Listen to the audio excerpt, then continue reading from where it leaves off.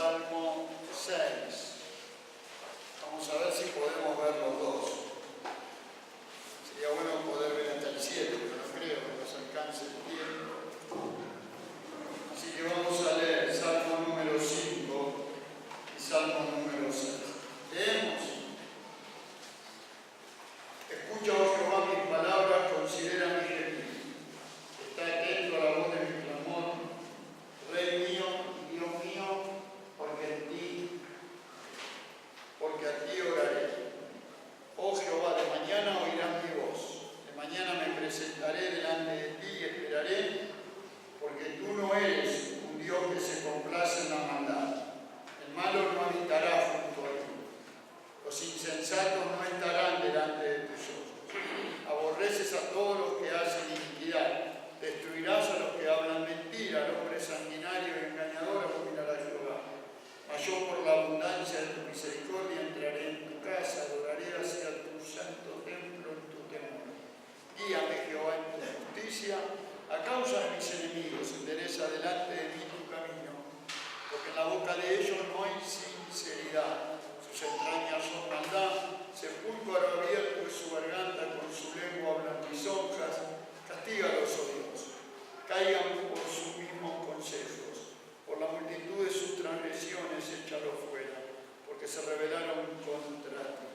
Pero alégrense todos los que en ti confían, den voces de júbilo para siempre, porque tú los defiendes.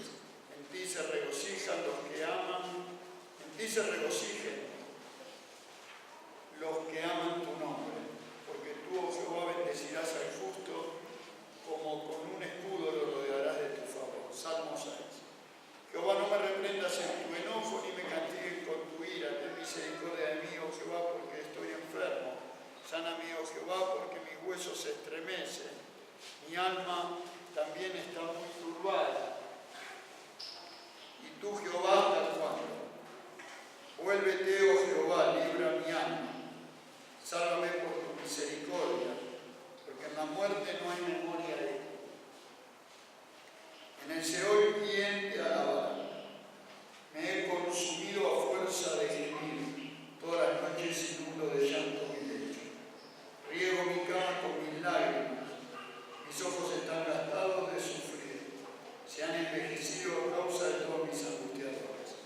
Apartado de mí todos los hacedores de iniquidad, porque Jehová ha oído la voz de mi lloro. Jehová ha oído mi ruego. Ha recibido Jehová mi oración. Se avergonzarán y se turbarán mucho todos mis enemigos. Se volverán y serán avergonzados de revés. Bueno, amén. Hasta acá el Salmo 5 y el Salmo 6. Bueno, ¿se acuerdan que cuando vimos el Salmo 3 y el Salmo 4 hablamos de ese comienzo y ese finalizar del día, ¿no? Que el salmista comienza con la oración vespertina y termina con la oración matutina, y decíamos que alguien está acoplando, bajando, y decíamos que la oración es como si fuera la llave con la que uno abre. Una llave sirve para abrir y cerrar. La oración, uno utiliza la llave para abrir el día. O sea, uno comienza el día orando a Dios, pidiendo a Dios que nos guíe, que nos guarde, que nos fortalezca, que nos use, que nos proteja, ¿no? Que haga que nuestro corazón, que nuestras vidas cada día estén más consagradas. De cierta manera, la oración es la llave para comenzar el día y poner nuestras vidas en sus manos. Y la oración matutina es la oración que nos permite, cuando nos vamos a dormir también, ¿no? Así como a la mañana abrimos la puerta de nuestro hogar, a la noche cerramos, aseguramos ese hogar, cerramos con llave. Bueno, también la oración tiene que ser la llave, para que Dios guarde nuestros sueños, para que Dios guarde nuestra mente, para que Dios nos guarde durante esa noche, para después poder comenzar el día. Pero acá en el capítulo 5 ya no, más bien es un salmo de David también, es un cántico, y vieron, no sé si ustedes tienen el titulito que dice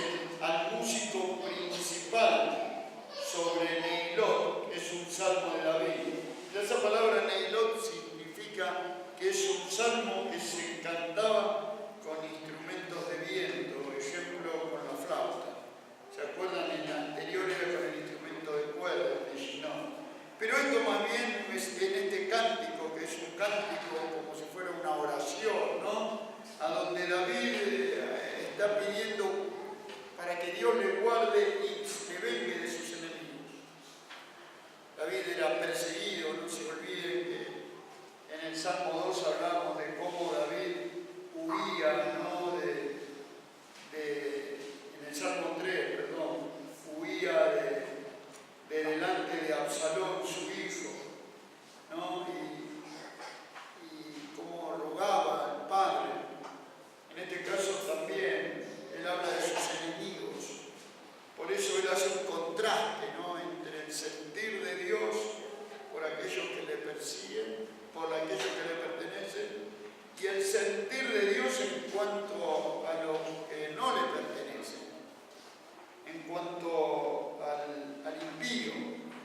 Por eso comienza este salmo diciendo: escucha, oh Jehová, mis palabras, considera mi gemir, estate atento a la voz de mi clamor, Rey mío y Dios mío, porque a ti oraré.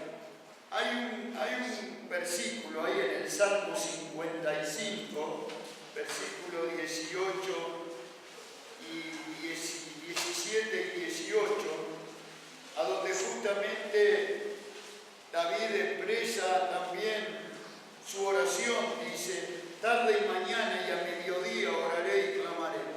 O sea, David estaba constantemente orando. Y aquí marca los tiempos, justamente dice: en cuanto a mi Dios, en cuanto a mí, dice el 16, a Dios clamaré y Jehová me salvará. Tarde y mañana y a mediodía oraré y clamaré, y hoy él oirá mi voz. Él redimirá en paz mi alma de la guerra contra mí, aunque contra mí haya muchos. O sea, contra David se levantaba. No se olviden que prácticamente Absalón había logrado ganar el corazón de todo Israel para que se levantasen contra David. Y eran muchos los enemigos de David, pero David encontraba su refugio. David encontraba la paz, el amparo que tanto necesitaba en Dios. En su amparo estaba en Cristo, su amparo estaba en Dios. Por eso decía: estate atento a la voz de mi clamor. Las pruebas le llevaban a un gran sufrimiento. La oración se transformaba en un gemido, no en un gemir de angustia. Sin embargo, él clamaba a Dios, a su Dios. Por eso él dice: Rey mío. Él se siente que es un soldado, que le pertenece, que está bajo las órdenes de un rey por quien él lucha. Él no pelea su causa, él no pelea por su propósito, sino por aquel a quien él pertenece. Él era el rey ungido por Dios, pero sobre él había uno a quien él se debía. Es interesante esto, ¿no? Él siendo rey, cuando se dirige a Dios dice: Rey mío, Rey mío. Está bien que la vida hasta acá no era el rey reconocido por el pueblo, era el rey reconocido por Dios, porque Dios lo había mandado a Natán a ungirlo. Sin embargo, el pueblo todavía no había entendido el pensamiento de Dios y David venía huyendo justamente. Por eso dice, él puede decir: Rey mío y Dios mío, porque a ti oraré. Hay otro salmo también, el Salmo 119, versículo 164, a donde dice: 7 veces al día te alabo. O sea que no solo David oraba 3 veces al día, no solo oraba de mañana, de mediodía, por la tarde, sino que 7 veces al día te alabo a causa de tus justos juicios. O sea, David vivía en una continua dependencia de Dios, en oración, pero también vivía en una continua adoración a Dios, alabanza. 7 veces al día podía decir te alabo. Bueno, oh Jehová, volvemos al Salmo 5. Oh Jehová, de mañana oirás mi voz, de mañana me presentaré delante de ti y escúchenme bien, y esperaré. Eso es fundamental en la oración. No se olviden que durante el estudio que vamos a hacer del libro de los Salmos, que son 150 salmos, tenemos para rato, pero vamos a tratar de hacerlo más rápido, o sea, de sintetizar, por decir así, ¿no? No se olviden que el libro de los Salmos es el libro, como dijimos al principio de este estudio, es el libro que lleva al hombre a adorar a Dios, a suplicar a Dios. Es el libro por el cual nosotros aprendemos a orar a Dios, a dirigirnos a Dios, a depender de Él. En cambio, el libro de los Proverbios es el libro que me lleva a saber cómo conducirme como cristiano en el mundo de acuerdo al pensamiento de Dios. O sea, el libro de los Salmos es el libro con el cual yo me dirijo a Dios, en oración, en dependencia, buscando su consuelo, su fortaleza, su fuerza, su gracia. Pero el libro de los Proverbios es el libro a donde es el mismo Dios quien me enseña a conducirme. El libro de los Salmos me enseña a orar, el libro de los Proverbios me enseña a cómo debo conducirme en el mundo de acuerdo al pensamiento de Dios. Por eso en este estudio vamos a hablar mucho de la oración. Porque generalmente la oración, ¿saben qué? Muchas veces se termina transformando en algo mecánico. Estamos orando mecánicamente y nuestra mente está divagando, volando por cualquier... y terminamos de orar y seguimos de la misma manera que la que antes oramos. Me vino a la memoria ahora, miren, si me quieren acompañar un poquito, al libro de Primera de Samuel, a donde, ¿se acuerdan? Ana, la madre de Samuel, la esposa del Cana, era estéril, ¿no? Era estéril. Y ella dice que fue y oró en el templo, ¿no? Por ese niño, ella estaba acongojada. Cuando lean la historia de Ana es maravillosa porque ella lloraba y estaba angustiada. Encima el Cana tenía dos mujeres y Penina, que era la otra mujer del Cana, le había dado hijos. Y venía y la menospreciaba Ana, la perturbaba. Aquí hay un versículo que dice eso. Dice, el 6, capítulo 1, primera de Samuel 1:6. Y su rival era la otra mujer. Dice que la irritaba, enojándola, entristeciéndola. Sin embargo, Ana nunca le recriminó nada. Ana no oró a Dios para que Dios tomara venganza de Penina. No, al contrario. Ella simplemente oró a Dios y le dijo así, miren, dice, versículo 11, Jehová de los ejércitos, si te dignares mirar la aflicción de tu sierva, y te acordares de mí, y no te olvidares de tu sierva, sino que dieres a tu sierva un hijo varón, yo lo dedicaré a Jehová todos los días de su vida, y no pasará navaja sobre su cabeza. Y en el versículo 18, terminó de orar. Ella terminó de orar. Inclusive tuvo medio ahí una cuestión con Elí, que era el profeta. Pero esta es una oración de fe. Porque miren lo que dice, ella llegó al templo con una congoja, ella llegó al templo con una tristeza, ella llegó al templo con una amargura, no solo por lo que ella amaba a su esposo, pero también quería darle hijos, sino porque la otra mujer le irritaba, la entristecía. Ella llegó totalmente quebrada al templo, quebrada, su vida estaba quebrada, pero oró en el templo, oró a Dios, hizo lo que su esposo no hacía por ella, que era orar. Y ella oró. Y dice que cuando terminó de orar, dice, y ella dijo, halle tu sierva gracia delante de tus ojos. Y se fue la mujer por su camino y comió, porque antes estaba en ayuno, y no estuvo más, ¿qué dice? Triste. ¿Qué quiere decir? ¿Qué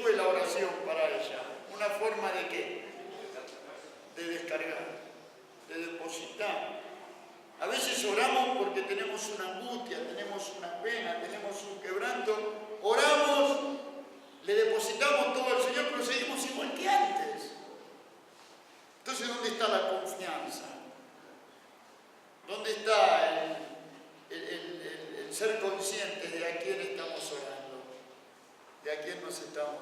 Dice que Ana no estuvo más triste. Y escuchen lo que dice después. Y levantándose de mañana adoraron delante de Jehová. Y volvieron y se fueron a su casa en Ramá. Y Elcana se llegó a Ana, su mujer, y Jehová se ¿qué? O sea que no se tardó la oración. Parece que su marido cuando se volvió a ella, ¿no? A tener relaciones, Ana quedó embarazada. O sea que Dios no se tardó. Distinto al caso de Isaac, ¿se acuerdan con Rebeca? ¿Cuánto tuvo que esperar Rebeca? 20 años. Pero Isaac estuvo los 20 años ¿qué? Orando por Rebeca. Y ella concibió también. Y dio a luz mellizos. Bueno, volvemos a los salmos. Por eso es importante esto. Oh Jehová, de mañana, ¿no? Es tan importante la oración vespertina, hermano. Es tan importante que siempre les repito, siempre les digo, no salgan al mundo, no dejen que los problemas les abracen, no dejen que el sol, por decir así, caliente el día antes de que ustedes se hayan presentado delante de Dios. No salgan a trabajar, no comiencen las tareas del día sin que antes oren. Ustedes van a encontrar grandes beneficios, las cosas van a ser distintas, porque uno ya puso su vida, y aparte que Dios está esperando que el día lo comencemos poniendo nuestras vidas en sus manos. Por eso David dice, oh Jehová, de mañana, escuchen, oirán mi voz, porque Dios quiere oírnos, Dios quiere escucharnos, Dios quiere que le oremos, que nos acerquemos, que tengamos esa relación. Hermano, el que no quiere orar es porque no quiere hablar con Dios, ¿listo? Viste que a veces vos te encontrás con alguien y dices, uy, no tengo ganas de hablar con este, y te haces y seguís. A veces uno anda medio problemado, turbado, cargado, te llaman por teléfono y dices, no tengo ganas de hablar. Y a veces bueno, si vos no querés orar, ¿por qué no querés hablar con Dios? Es muy fácil. Y a veces pasan semanas que no queremos hablar con Dios. Cuando no orás es porque no querés hablar con Dios. No querés estar en su presencia. A veces, y eso es el pecado, que no nos deja estar en su presencia. Por eso es tan importante la confesión. Oh Jehová, de mañana oirás mi voz. De mañana me presentaré delante de ti. ¿Y qué dice? Y esperaré. Cuando oramos, hermanos, levantamos los ojos al cielo, porque nos estamos dirigiendo, como dice allá, no lo busquen, en Juan 17:1, dice, estas cosas habló Jesús, y levantando los ojos al cielo dijo, Padre, la hora ha llegado, y ahí comenzó con esa oración sacerdotal por los suyos, ¿no? Pero dice que levantando los ojos. Cuando nosotros oramos, acostumbrémonos, por decir así, no figuradamente, a levantar nuestros ojos al cielo, a saber que el Señor está en el cielo y nosotros en la tierra. Me presentaré delante de ti y esperaré, porque tú no eres un Dios que se complace en la maldad. Dios no se complace en la maldad, abomina la maldad. Al contrario, Él juzga la maldad. El malo, dice, no habitará junto a ti. Dios no tiene comunión con el pecado ni tiene comunión con el malo. No se olviden que nosotros somos todos malos por naturaleza. Si hoy somos aceptos por Dios es porque Cristo pagó por nuestra deuda, nada más. Es porque Dios nos ve a través del Padre.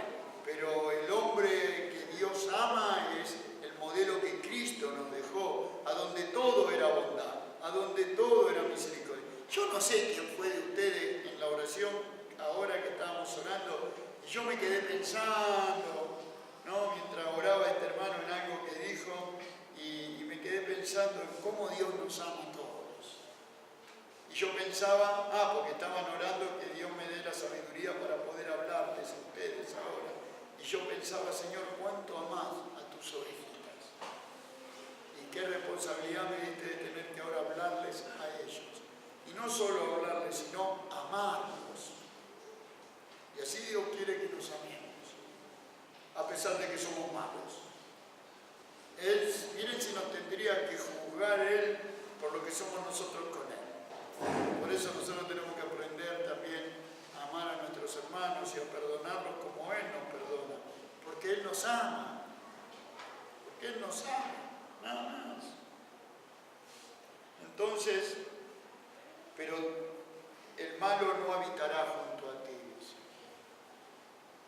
Los insensatos no estarán, dice David, delante de tus ojos. Miren qué concepto claro tiene David de Dios. Los insensatos, los que desprecian la sabiduría. Aborreces, dice, a todos los que hacen iniquidad. Porque a veces creemos de que el hombre puede hacer lo que quiere y que Dios al final no lo juzgará, Dios pasa por alto todo. Se creen que Dios es el bonachón, que todo perdona. Más vale que Dios perdona, pero de ninguna manera deja sin juicio. Porque Dios perdonó al hombre su pecado, pero no perdonó al Hijo cuando cargó con nuestros pecados. O sea, Dios no perdona el pecado porque sí. Dios no perdona al hombre. Dios lo perdona al hombre porque hubo quien pagó por el pecado del hombre. Y ese fue Cristo. Pero la iniquidad Él la aborrece, la insensatez Él la aborrece, el malo no habitará junto a ti. Él no se complace en la maldad como el hombre se complace y se deleita en la maldad. El hombre se deleita en el pecado. Dios no. Dios no. Él destruirá, dice, a los que hablan mentira. Al hombre sanguinario y engañador abominará Jehová. Hay dos versículos que quisiera leer. Uno es Deuteronomio 27:15, a donde justamente ahí se dicta la sentencia esta terrible, ¿no? En Deuteronomio 27:15 justamente está la maldición que recae sobre el hombre por causa de su iniquidad.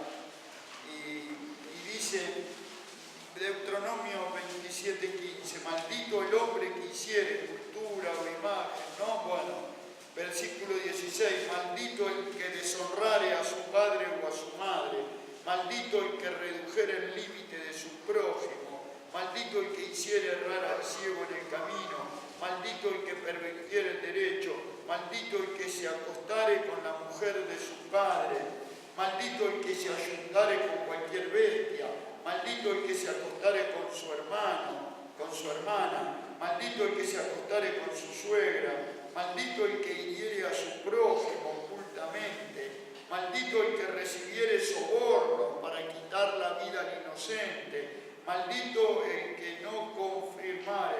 O sea, como Dios maldice, no al pecador, al pecado. Por eso dice, los insensatos no estarán delante de tus ojos. Vuelvan al Salmo. Destruirás a los que hablan mentira, al hombre sanguinario, al engañador. Entonces ahora David dice, mas yo por la abundancia de tu misericordia, porque él también sabía de su pecado, él también no dejaba de ser consciente de lo que había en él de malo, pero también sabía de la misericordia de aquel que, siendo consciente de su pecado, busca la misericordia de Dios. Mas yo por la abundancia de tu misericordia entraré en tu casa, ¿ven? Porque en la presencia de Dios hay perdón, hay gracia. Entraré en tu casa y adoraré hacia tu santo templo en tu temor. Era el temor de Dios que invadía el corazón de David y que lo llevaba a buscar el perdón, a buscar la misericordia. Por eso él puede decir, guíame Jehová en tu justicia. Qué importante que cuando oremos le digamos al Señor, Señor, enséñame el camino recto. Enséñame a apartarme del pecado. Enséñame a andar en tu justicia. Guíame, dice David, en tu justicia, a causa de mis enemigos. Endereza delante de mí tu camino.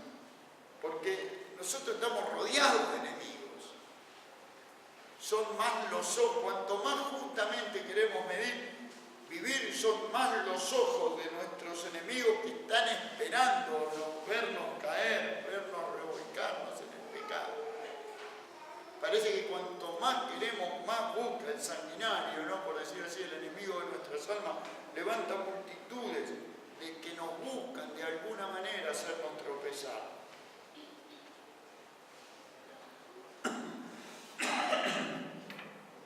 Guíame, Jehová, en tu justicia, ¿no? A causa de mis enemigos. Endereza delante de mí tu camino. Porque en la boca de ellos no hay sinceridad. En el enemigo no hay sinceridad, es todo engaño. Sus entrañas, o sea, de lo profundo, es como dice allá en los días de Noé, que de continuo el corazón del hombre era de continuo, ¿para qué? Para la maldad. De continuo, de continuo. Acá, cuando habla de las entrañas, habla que la maldad del hombre sale de adentro, ¿no? Sepulcro abierto en su garganta. Con su lengua hablan lisonjas. ¿Se dan cuenta cómo cita en cierta manera Pablo esto cuando dice que no hay justo ni aun uno? Veneno de áspides, dice Pablo, debajo de sus lenguas. Bueno, acá con sus lenguas hablan lisonjas. Entonces el salmista, no nos olvidemos que está bajo la ley. Entonces bajo la ley él pide el castigo. Castígalos, oh Dios, dice. Caiga por su mismo consejo. Por la multitud de sus transgresiones, échalo fuera porque se rebelaron contra ti. Claro, nosotros tenemos que saber ubicarnos también en las distintas dispensaciones. Nosotros hoy, estando en la gracia, no podemos pedir el castigo sobre nuestros enemigos. Al contrario, Jesús dijo, la ley dice ojo por ojo, diente por diente, pero yo digo, amad a vuestros enemigos, bendecid a los que os maldicen, orad por los que os persiguen y os ultrajan. Nosotros hoy, mientras estemos en los tiempos de la gracia, tenemos que pedir que nuestros enemigos sean cambiados, que Dios tenga misericordia, como la oración que hizo Jesús, Padre, perdónalos porque no saben lo que hacen. Esa debe ser nuestra oración, hasta que llegue el tiempo en que se termine la gracia y venga el juicio, ¿no? Entonces ya no habrá más tiempo para el perdón y para la misericordia, sino solo restará, pero por ahora no. Los tiempos que nos quedan a nosotros son los tiempos de orar por nuestros enemigos.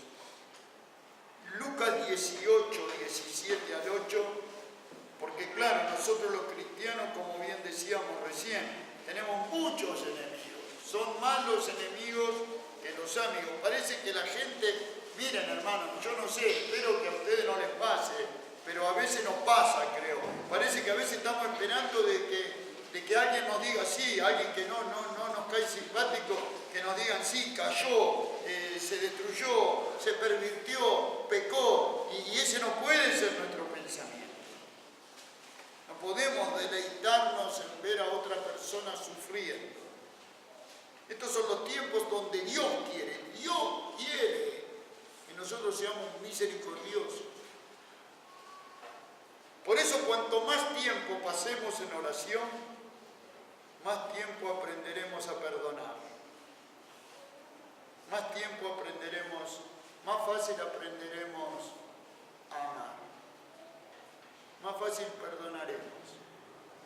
Yo siempre, cuando alguien viene y me dice, Daniel, mirá, pasa que yo a este no lo paso, no lo soporto, o muchas veces me pasa, a mí me vienen todos los hermanos a que les dé una mano en asuntos, a veces tienen problemas laborales o sentimentales o sociales con los vecinos, qué sé yo, o problemas judiciales de distintas índoles, ¿no? Y a veces vienen y me dicen, pero yo no lo puedo perdonar, ya me falló tantas veces, y no puedo, tengo un rencor en mi corazón y no puedo. Bueno, andá, ¿sabés cuál es la mejor manera de perdonar a alguien? Empezá a orar por él. Pero empezá a orar para que Dios le salve, para que Dios le ayude, para que Dios lo corrija, para que Dios lo enderece, para que Dios tenga misericordia. Pero orá por él por misericordia. Dios está esperando. Recién cuando orábamos acá, Tenemos que tener cuidado con la oración. No quiero ofender a nadie, por favor, a nadie. Pero acuérdense de esto, hermanos. A veces cuando oramos muy largo, oramos mucho, es un lindo signo orar. Porque uno se da cuenta que el hermano tiene una confianza con Dios porque se ve que está habituado a la oración. Pero hay otros hermanos que no, que ni siquiera jamás han elevado una oración acá públicamente. Les da vergüenza. Y ustedes saben que cuando una persona ora muy largo, otro se avergüenza más. Porque dice, yo no sé qué decir. Y a veces oramos tan largo que después no le dejamos tiempo a los demás orar. A veces mejor las oraciones que sean sencillas, todos los aspectos que yo quiero. Más bien la oración siempre es para interceder por los demás públicamente. Cuando estoy solo en mi casa, así, en mi habitación, puedo pasarme horas orando solo. Horas. Y ahí sí. Pero cuando estamos en público, siempre la oración tiene que ser intercediendo por los demás. Dios está esperando eso.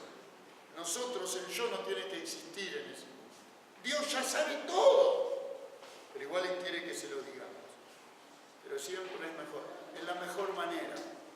Y Dios valora muchísimo esa oración cuando es hecha por los demás. Lucas 18, 7 al 8, dice, ¿y acaso Dios no hará justicia? No, uno dice, castígalo, castígalo.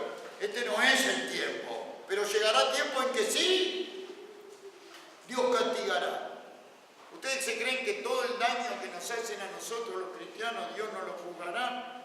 Más vale que sí. Miren lo que dice acá. ¿Acaso Dios, Lucas 18:7, no hará justicia a sus escogidos que claman a Él día y noche? ¿Se tardará en responderles? Os digo que pronto les hará justicia. Pero cuando venga el Hijo del Hombre, ¿no? Hallará fe en la tierra. Hermoso el poder esperar en Dios. Pero Dios quiere que aprendamos a ser misericordiosos, que aprendamos a amarnos, que aprendamos a soportarnos, a perdonarnos, a ayudarnos. Por eso, acá David, claro, dice, habla del juicio, castígalos. Y después termina haciendo el contraste de los que le pertenecen a Dios. Pero alégrense todos los que en ti confían. Den voces de júbilo para siempre, porque tú los defiendes. En ti se regocijan los que aman tu nombre, porque tú, oh Jehová, bendecirás al justo. Como con un escudo lo rodearás de tu favor. Fíjense en qué contraste entre la vida del impío, ¿no?, y la relación que tiene el cristiano. Alégrense los que en ti confían. Canten, canten, porque tú los defiendes. En ti se regocijen los que aman tu nombre, porque tú, oh Jehová, bendecirás al justo, con un escudo lo rodearás de tu favor. Bueno, el Salmo 6 es otro salmo de David, pero es un salmo distinto al salmo anterior, porque es un salmo a donde David, luego de su terrible pecado con Betsabé, luego del terrible pecado que cometió con Urías, luego de haberle quitado a la mujer a este hombre y haberlo asesinado, luego de su terrible pecado, David no puede dormir con ese dolor, no puede estar con esa pena. Siente el quebranto en su corazón, siente el quebranto, y él puede decir, Jehová, no me reprendas en tu enojo. El pecado nos lleva a eso, a quebrarnos, el que verdaderamente sabe que ha ofendido, el que no le importa, el que no conoce a Dios, ni le importa, al contrario, se deleita en el pecado. Pero el que es de Dios, como David, que David tenía el corazón de Dios. David, como decíamos el otro día, lo que Dios amaba de David era que David era un hombre como cualquiera. Él estaba también con esa naturaleza mala que todos los hombres tienen, ¿no? Pero David tenía un corazón que amaba a Dios y que él sabía lo que significaba ofender a Dios. Entonces caía quebrantado y él sabía que Dios no toleraba el pecado, él sabía que Dios juzgaba su pecado y que todo lo que él estaba sufriendo ahora, de tener que estar huyendo, toda la espada que no se apartaba de su hogar, porque Dios perdonó el pecado de David, pero le dijo, de ninguna manera la espada se apartará de tu casa. Y la espada nunca se apartó. Entonces él puede decir, no me reprendas en tu enojo, ni me castigues con tu ira, porque él sabía que el Señor le castigaba por su pecado. Su pecado le había enojado, pero también confiaba en su misericordia. Él podía decir, ten misericordia de mí, oh Jehová, porque estoy enfermo. Sáname, oh Jehová, porque mis huesos se estremecen. Parece que en toda esta huida, en todo esto, debe haber tenido un momento cuando David escribió este salmo que, digo yo, tal vez se haya enfermado verdaderamente física, aparte del pecado que lo enfermaba espiritualmente, ¿no? Y vieron que cuando estamos enfermos, a todos nos pasa, muchas veces la enfermedad nos lleva hasta pensar que vamos a morir. Entonces ahí empiezan a venirnos encima, a nuestra mente, a nuestra alma, el pecado. Y empieza a inundar nuestro corazón. Y sabemos que somos dignos de ser juzgados por el pecado. Entonces en ese lecho, en esa cama, miren lo que dice acá. Él clama la misericordia, dice mis huesos se estremecen. Cuando dice mis huesos se refiere a todo mi cuerpo. Estoy totalmente estremecido, siento como que estoy desarmado, ¿no? Desde lo profundo. No tengo cómo sostenerme, porque los huesos es lo que sostienen el cuerpo, ¿no? Si no tuviéramos huesos, nos desarmaríamos como un flan. Y él dice, yo estoy así, estoy sin poder mantenerme en pie. Estoy en mis huesos, estoy como derretido, como desarmado. Mi alma está muy turbada, dice David. Dos versículos antes de continuar, dos versículos. Proverbios 8:38, y ya estamos entrando en la parte final. Proverbios 8:38.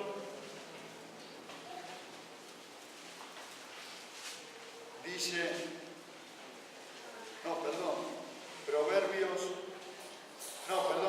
me equivoqué. Primera de Reyes 8:38, discúlpenme. Primera de Reyes 8:38. Perdón. Primera de Reyes. Este versículo es muy bueno. Es muy bueno este versículo.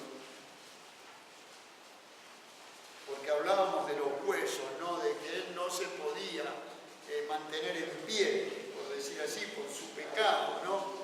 Entonces dice, miren qué bueno este versículo. Toda oración y toda súplica que hiciere cualquier hombre o todo tu pueblo, no se olviden que David estaba orando. Cuando cualquiera sintiere la plaga en su corazón, como la plaga del pecado invade el corazón, destruye el corazón. Ahí se siente el pecado. Cuando invade el corazón, cuando uno es consciente del daño, y Dios hace que esa plaga invada el corazón, pero cuando uno siente esa plaga en el corazón y extendiere su mano a esta casa, al templo, tú oirás en los cielos, en el lugar de tu morada, y perdonarás, y actuarás, y darás a cada uno conforme a sus caminos, cuyo corazón tú conoces, porque solo tú conoces el corazón de todos los hijos de los hombres. Amén. Qué profundo, hermano. Qué profundo, ¿no? Pero el quebranto tiene que llegar al corazón. Uno tiene que sentir la plaga en el corazón para poder encontrar el perdón. Por eso dice, y uno más, Salmo 119, 120. Salmo 119, acuérdense cuando la plaga llegara a mi corazón. El salmista acá también puede decir: quebrantada está mi alma de desear tus juicios en todo tiempo, porque la mejor manera de poder ser librados es cuando somos juzgados.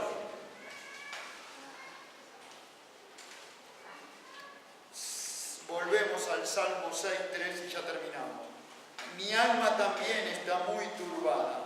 ¿Y tú, Jehová, hasta cuándo? Dice, como diciendo: yo sé, Señor, que un día esta plaga, yo sé que un día esta prueba, yo sé que un día esta aflicción terminará. David era consciente porque él confiaba en Dios, él sabía, pero él le podía decir: Señor, ¿hasta cuándo? ¿Hasta cuándo?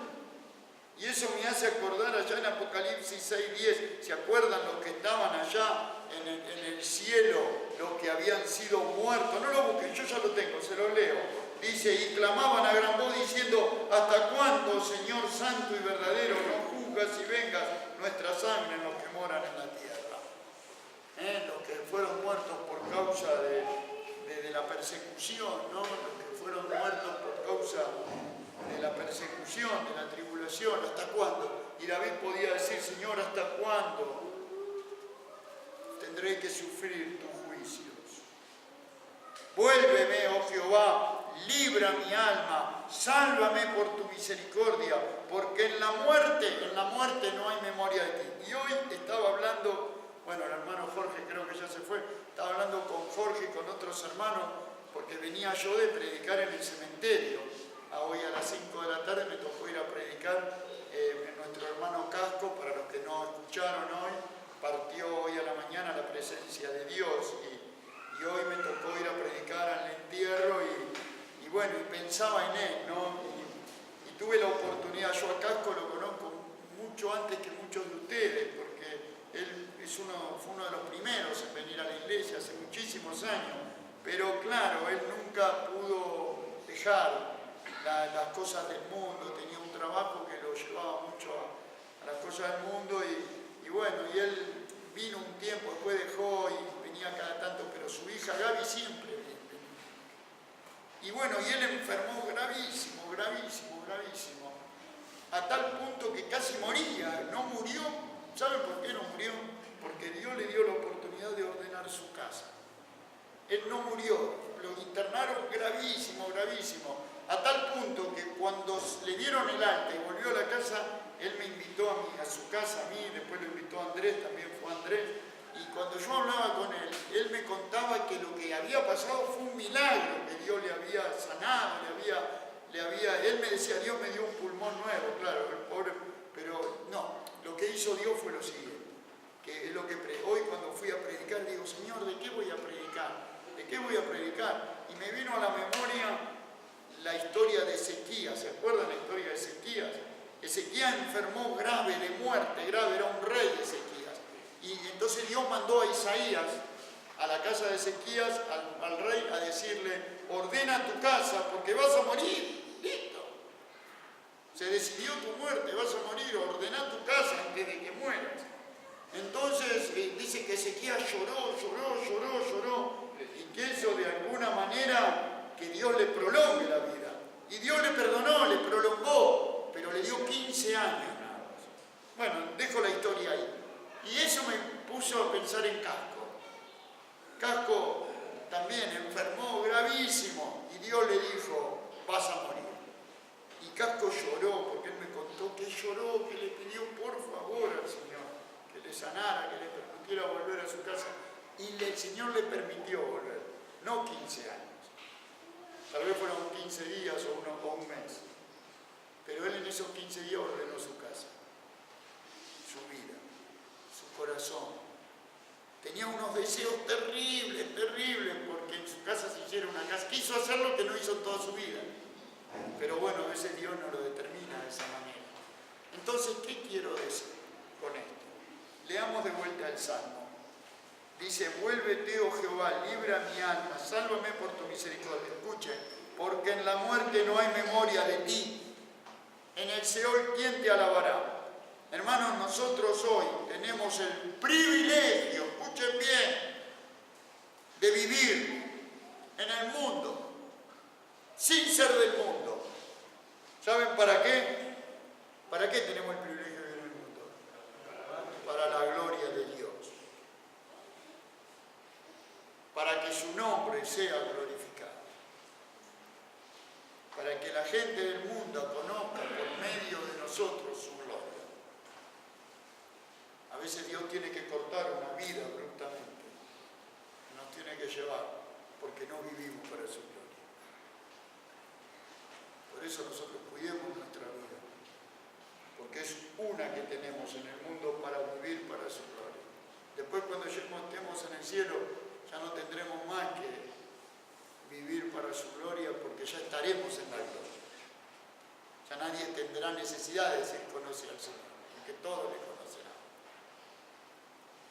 Y miren cómo termina esto.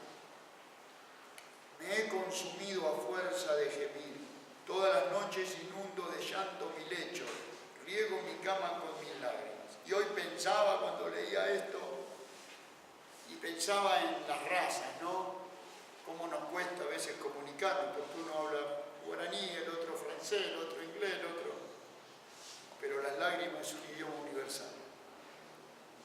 Vos podés ver a un chino, a un francés, a un inglés, a quien sea llorando, y los ojos, hermanos, las lágrimas nos hacen sentir a todos que esa persona que está llorando está sufriendo. Y las lágrimas, cuando Dios ve en nuestros ojos, dice que Él guarda las lágrimas en una redoma.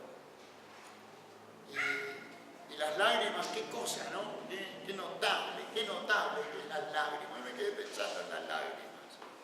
Digo, ¿cómo son las lágrimas? Porque la lágrima es una expresión de angustia, de dolor, de quebranto. Uno dice, uno llora de alegría, sí, pero porque hay una mezcla con angustia.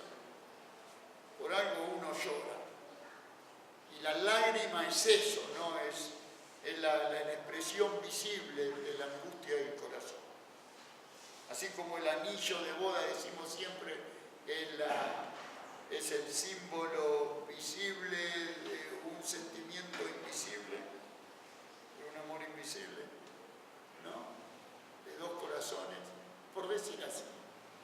Las lágrimas también, en cierta manera, muestran angustia, el dolor, hacen visible el quebranto del corazón, y Dios no las pasa por alto.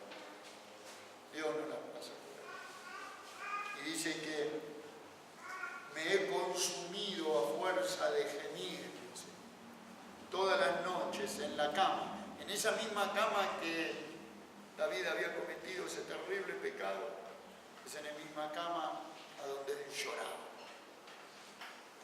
a donde quedó quebrantado en su angustia, a donde no sabía cómo encontrar el perdón a ese terrible pecado. Todas las noches, dice, no una, todas las noches inundo de llanto mi lecho, riego mi cama con mis lágrimas, mis ojos están gastados de sufrir, dice.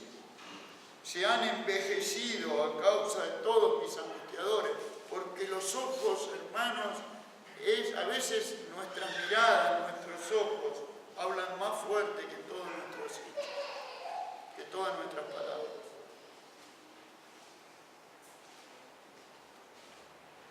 Se han envejecido. Por eso qué importante es juzgarnos a nosotros mismos, ¿no? Examinar nuestros corazones. En la cama, en la noche es el mejor momento para hacer un examen siempre de conciencia. En la soledad, con el Señor, poder juzgarnos.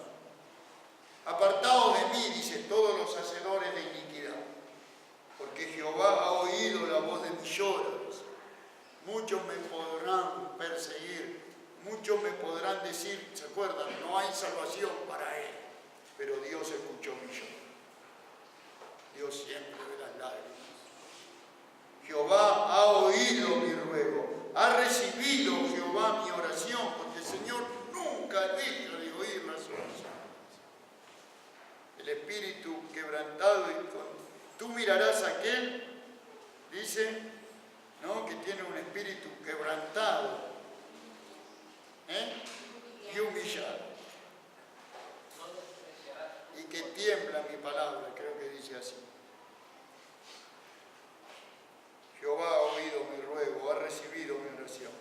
Se avergonzarán y turbarán muchos todos mis enemigos, se volverán y serán avergonzados.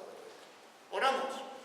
Padre nuestro que estás en los cielos, gracias en esta noche por este salmo, gracias por esta expresión del corazón de David que tú has querido que quede escrito en tu palabra y que nosotros hoy en cierta manera podamos también encontrar a través de esta palabra el reflejo de nuestros corazones. Por eso, Señor, gracias porque lo lindo de todo esto es que tú eres un Dios misericordioso. Y como dice David, tú has oído mi oración, tú has oído mi ruego, tú me has cubierto de tu misericordia. Nuestros ojos pueden gastarse de sufrir, podemos envejecer a veces de dolor, pero tú siempre escucharás al corazón contrito y humillado. Por eso, gracias, Señor, por ser tan bueno. Nosotros no, si tú miraras nuestras iniquidades, dice, ya tendríamos que haber sido consumidos. Pero gracias porque tú miras a través de Cristo y miras el amor que nos tienes por nosotros. Por eso, Señor, ayúdanos, endereza nuestro paso, guíanos, para que cada día podamos, como decíamos, darle el valor que tiene la vida. Y esta vida que tú nos diste